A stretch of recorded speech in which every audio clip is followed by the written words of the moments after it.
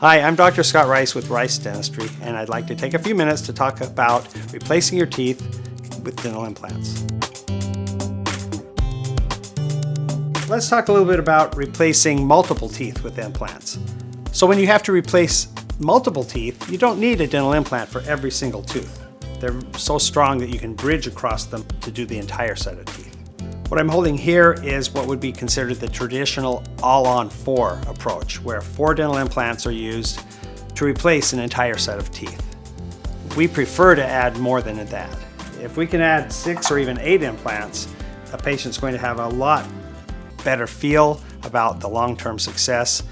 We're going to know that there's even a better chance that they will live their entire life completely successfully with the dental implant prosthesis. Now, each person's situation is different. We usually use the term all on X because we don't know if you need 6 implants, 8 implants, or if you can only have 4 implants. The important thing to know is that we're going to work through what is very best for you and create the custom treatment plan that you need.